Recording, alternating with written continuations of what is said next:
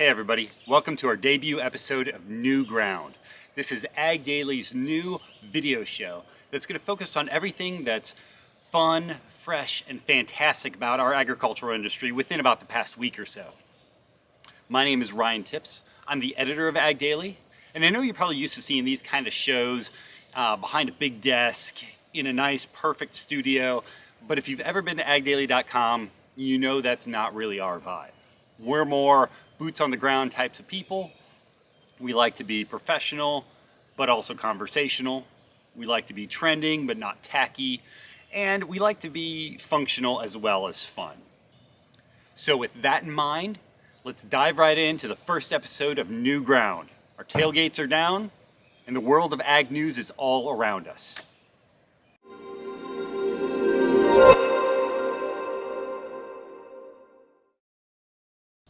We're going to start with what's probably the week's biggest announcement, and that's that the 94th National FFA Convention and Expo is going to be held in person this fall. Just like so much else from 2020, last year's convention was held virtually. And that's not to dog on anything about the virtual environment. It worked really well overall for everything that happened last year. And the convention organizers thought it was so successful, they're actually keeping a piece of the virtual convention again this year. So if you want to attend virtually, you can. But for the 65,000 or so students who usually show up for the in-person FFA convention, there's a lot of smiles to go around. We look forward to seeing everybody from October 27th to October 30th in Indianapolis this year.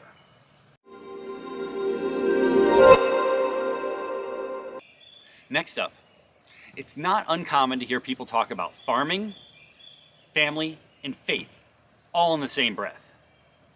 On May 15th, rural communities around the world celebrated the feast day of the Catholic patron saint of agriculture, Isidore the Farmer. Now, Isidore was born in the 11th century in Spain, and he rose from being just an everyday laborer to being the manager of a farm. People celebrate him because he has hundreds and hundreds of miracles attributed to him, but also, especially in the rural communities, there is a special adoration to his work ethic and everything that he brought to his job. He is especially celebrated in his native Spain and in the Philippines, but even here in the US, he is the patron saint of the National Catholic Rural Life Conference. With so many of us still working through Plant 21, and in some cases needing a little extra rain as we get on with the season, it won't be uncommon to hear probably a few extra prayers of St. Isidore this spring.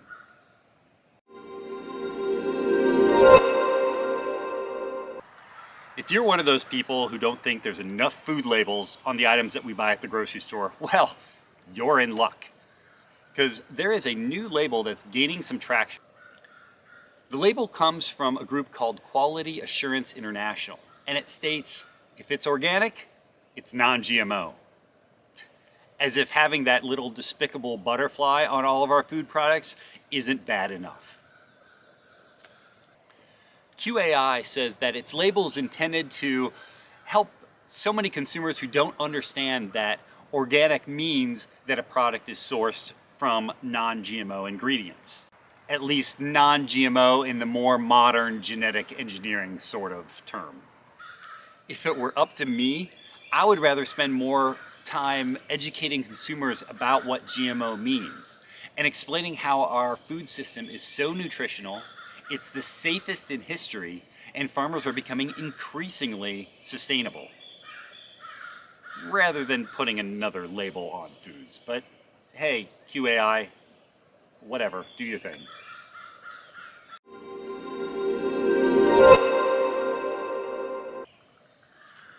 We're going to move on to AnheuserBusch. Yes, we know that a lot of people do not have the best vibes about them.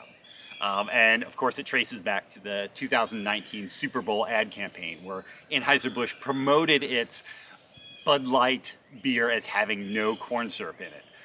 Effectively, people saw this as throwing a huge swath of our food producing industry under the bus and suggesting that corn syrup's a bad thing. It's not. That Super Bowl ad campaign certainly did not endear Anheuser-Busch to farmers, not to mention it landed Anheuser-Busch in court because there were allegations that it was just a false and misleading ad campaign. Welcome to AnheuserBusch's latest phase of their fence mending. This past week, AnheuserBusch kicked off another round of its corn campaign. If you've ever seen these corn cans, I'll admit, they're pretty cool. Not to mention a portion of the sales goes to the nonprofit farm rescue. But AnheuserBusch is actually taking it sort of a step further. They're asking anybody who has a barn that they feel like could use a new paint job or could use a little bit of an overhaul to submit their barn and have a chance to have some Busch Light branding painted on it. They're doing this instead of spending as much money on the typical highway commercial billboards that we're used to seeing. If you think your barn needs a little bit of a makeover, well, go ahead and submit your barn to AnheuserBusch. They have a For the Farmers hashtag that they're using. Although, come to think of it, this campaign seems a little familiar.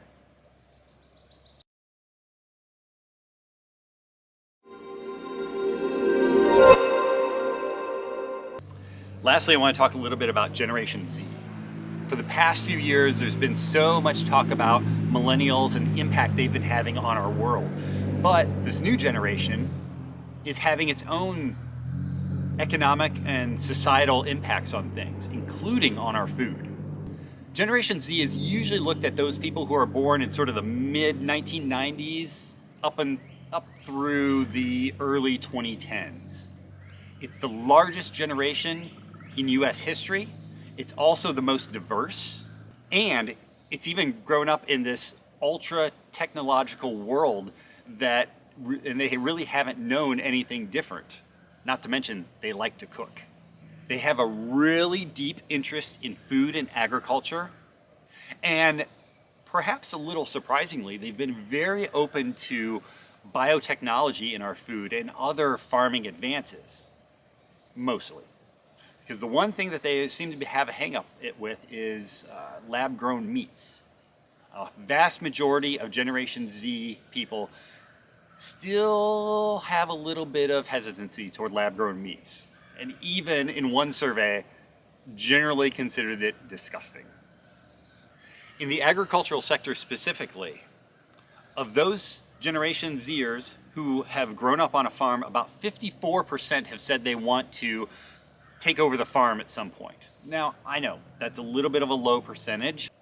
It's also heartening to think that most of those who said they don't want to come back to the farm specifically and be directly involved in food production, they have shown a pretty strong interest in the agricultural sector overall and wanted to go into sort of secondary agricultural fields, or they want to just pursue an agricultural degree because they do see a lot of value in that.